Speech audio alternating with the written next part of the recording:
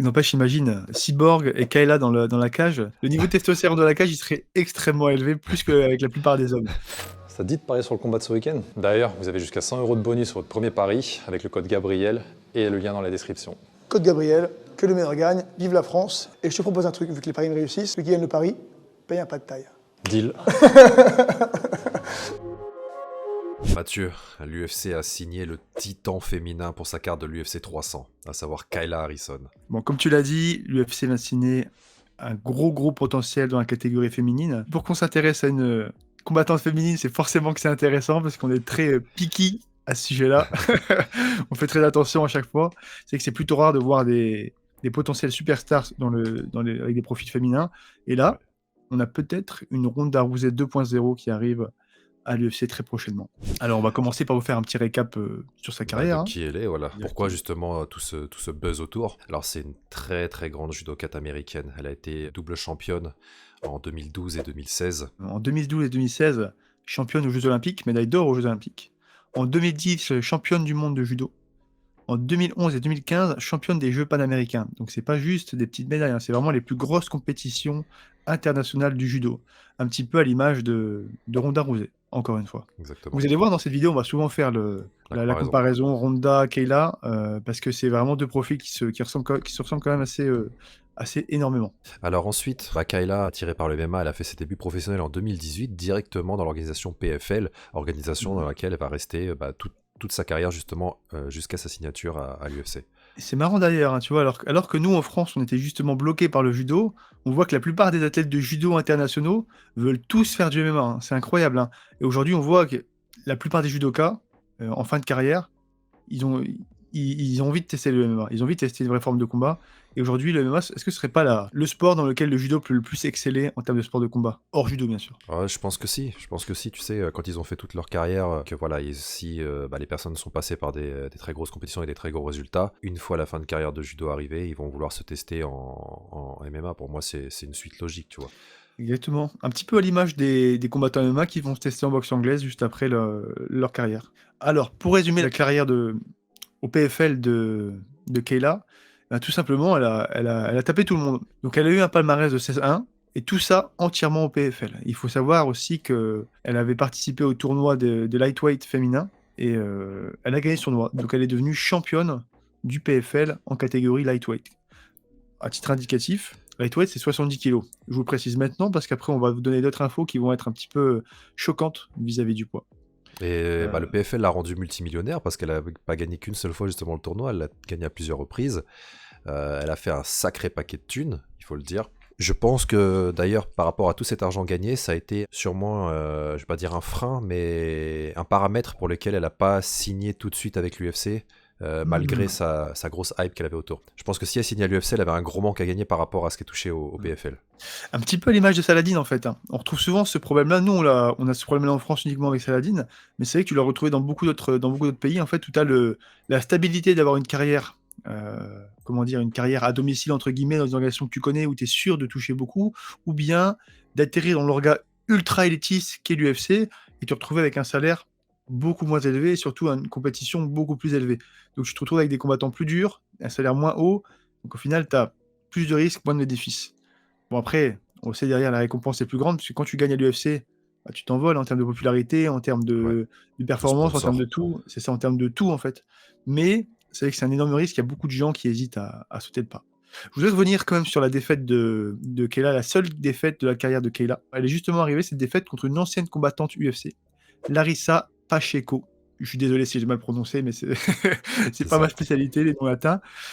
Donc c'est la seule personne contre qui elle a perdu. Il faut savoir qu'elle avait déjà battu 2 fois auparavant. Donc c'était son 3e combat contre cette même adversaire.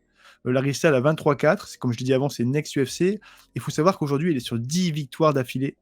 Elle tabasse fort. Hein. Exactement. Elle tape très très fort. Elle me fait penser un petit peu à Jessica Andrade, tu sais, une femme qu'on peut appeler femme juste parce que bon, voilà, elle a plus d'hormones que nous deux rassemblés. Exactement. Mais très physique, et du coup, la seule défaite qu'elle a, c'est vraiment contre un combattant pour le coup qui est expérimenté, qui a goûté à l'UFC et qui malheureusement n'est plus à l'UFC. Mais quand on regarde ses défaites à l'UFC, c'est que contre des gros noms. On avait de souvenirs Germaine de Ramdani, et d'autres combattantes assez fortes qui avaient vaincu Larissa. Pacheco. Donc, une combattante intéressante quand même. Et il faut préciser aussi qu'elle avait 19 finishes sur toutes ses victoires. Elle avait un palmarès de 23-4 et 19 finishes. Donc c'est une combattante qui est vraiment ultra violente et très performante. Et alors Kayla Harrison, à chaque fois qu'elle a combattu au PFL, elle était mise en favorite. D'ailleurs, mais vraiment à des écarts entre ses adversaires et elle en termes de paris sportifs, tu vois. À chaque fois que les autres étaient placés en underdog, c'était juste des cotes monstrueuses. Mais Kayla a toujours été mise en favorite, de par ses performances, de par... Ah, puis après aussi, c'est qu'elle a évolué dans une KT où il n'y a pas forcément du gros challenge. À 70 kilos en féminin, au PFL, c'est pas la KT la plus relevée, tu vois. Déjà, c'est rare de trouver des femmes de 70 kilos sans cutting, enfin avec cutting, pardon. Donc ça veut dire qu'une femme qui fait autour de 80 kilos, c'est pas forcément dans la moyenne des femmes. En général, elles oscillent plus autour des 60 kilos. Donc c'est vrai que c'est assez rare de trouver des gens de qualité, un petit peu à l'image de la catégorie heavyweight de l'UFC. C'est rare de trouver des combattants, des gens normaux, on va dire, qui sont tous les jours à 110, 120 kilos. Donc forcément, il y a beaucoup moins de talent dedans. C'est pour ça que ça s'explique qu'il y avait moins d'adversaires potentiellement dangereux pour elle.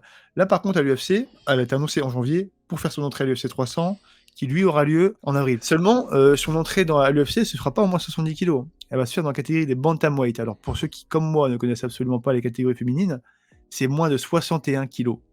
Donc, elle va passer de 70 kilos à 61 kilos.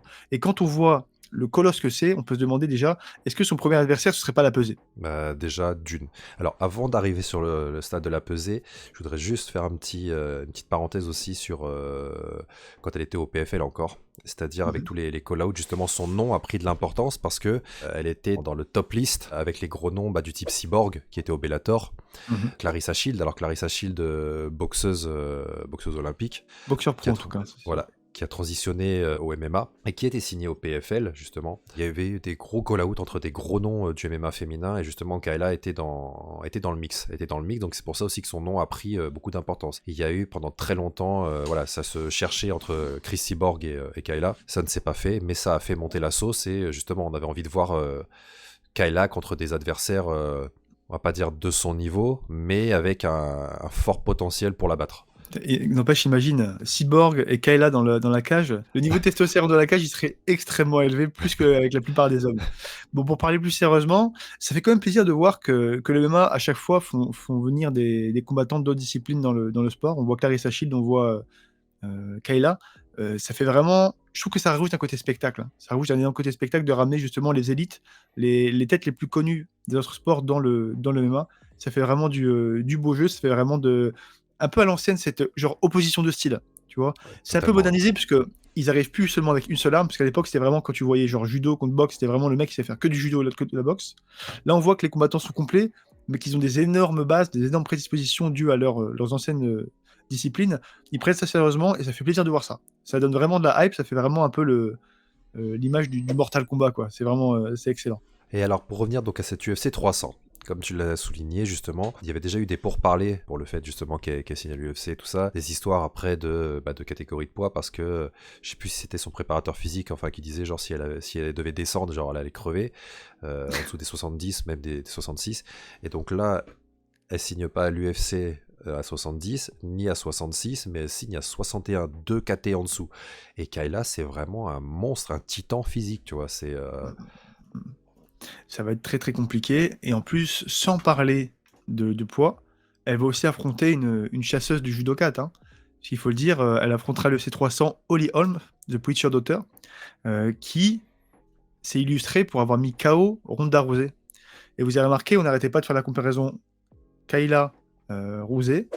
Et là, c'est marrant, puisque justement, l'UFC intègre Kayla contre l'ancien adversaire de Rousey, celle qui a défait Rousey. C'est un peu marrant, ça fait genre un petit peu la revanche du judo en MMA.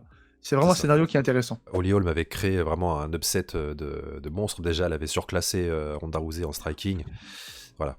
On se rappelle tous aussi du crochet de Rousey où Holly Holm passe dessous et elle miss le trajectoire complet. Par terre, elle se relève, elle se prend le kick. Ça a été une masterclass de Holly Holm. C'était terrible. C'était terrible. Après, en termes de striking, Kayla, c'est pas la même chose que Rousey. Elle est un peu plus évoluée, c'est pas non plus une strikeuse du niveau de Nunes ou de Holm ou ce genre de choses, mais elle a des armes, et surtout, c'est elle a le physique pour emmerder Holly Holm, tu vois. Je vois bien la pressurer contre la cage, avoir un timing justement de, je sais pas, de balayage ou de crochetage, parce Ouais, que très bien Holly ce que Holm, tu elle veux est dire. très aérienne, tu vois, elle est très Mm. légère sur ses appuis. Je vois bien utiliser ça pour Kayla. Je vois très très bien ce que tu dis et ça pourrait être bien pour redorer un petit peu l'image du judo MMA parce que c'est vrai que depuis Ronda, on n'a pas vu de gros judoka, si ce n'est Islam, mais c'est plutôt du sambo, on va dire, même si Ouais, c'est du plutôt la sambo. même base. C'est qu'on n'a pas vu de combattants de MMA performer à fond. Et ça s'explique un petit peu justement parce que le MMA s'est modernisé, hein. À l'époque, c'est vrai que dans la catégorie féminine, quand Ronda est arrivée, il n'y avait pas encore le niveau qu'il y a actuellement. Actuellement, c'est que des tueuses, hein. C'est quasiment que des tueuses. Pas forcément non plus au même niveau que les hommes. Il faut toujours qu'il y ait une petite pique. Mais le niveau est quand même vachement élevé. On voit des combattantes comme Holly Holm qui ont fait qu'une bouchée de Ronda. Il y en a des beaucoup plus compétentes aujourd'hui à l'UFC. Il faut savoir que Holly Holm, même si elle a une défaite dans ses 4 derniers combats, pardon, elle a une défaite pour 3 victoires. Elle prend quand même que des gros noms, hein. Les noms qu'elle a pris, Pennington, Aldana, Santos. Et quand tu vois qu'elle perd, c'est que contre des gros noms également. Nunes, Cyborg, Doran Damni, Shevchenko, Misha Tate. À chaque fois qu'elle a perdu, c'était contre des gros noms. Un petit peu à l'image de Larissa Pacheco, la seule adversaire à avoir battu Kayla. Donc, moi, je suis curieux de voir ce que ça a donné. Est-ce qu'Olium saura reproduire l'exploit de vaincre la combattante invaincue de judo? On verra bien. Après, Holly Holm n'est plus dans son prime pour moi parce qu'elle a passé les C'est vrai. 40 ans. Je crois qu'elle a 42 ou un truc comme ça. Elle a 42 ans, exactement. Ouais, 42 ans. Kayla a mon âge, enfin elle a 33 33 ans. ou 34. 33. Voilà. Donc je pense que Kayla, elle doit être en plein dans son prime. Après voilà, en fait la plus grosse question, ça sera la pesée et dans quel état elle va arriver le jour du combat. Voilà. Ouais. En tout cas, un combat qui s'annonce super prometteur. Moi, c'est pour une fois un combat que j'attends impatiemment, un combat féminin que j'attends impatiemment, puisque ça va rentrer une opposition de style, avec déjà une impression de déjà-vu. J'attends ça très impatiemment. Voilà, dites-nous dans les commentaires votre prono pour ce combat. Est-ce que pour vous, c'est une bonne idée justement que l'UFC ait signé Kayla? Ah oui, d'ailleurs, petite précision aussi, ils ont fait sauter la catégorie featherweight, donc 66 kilos. Donc c'est pour ça qu'on ne retrouvera pas Kayla en 66 kilos chez les féminines. Il reste plus que la caté 61, 57 et 53. Je me demandais aussi pourquoi il y avait un aussi gros gap de points entre 70 et 61. Bah voilà, tu m'as répondu, parfait. Voilà. Bon Mathieu, messieurs, dames, on se retrouvera très vite pour une nouvelle vidéo. Au plaisir. Os. Os.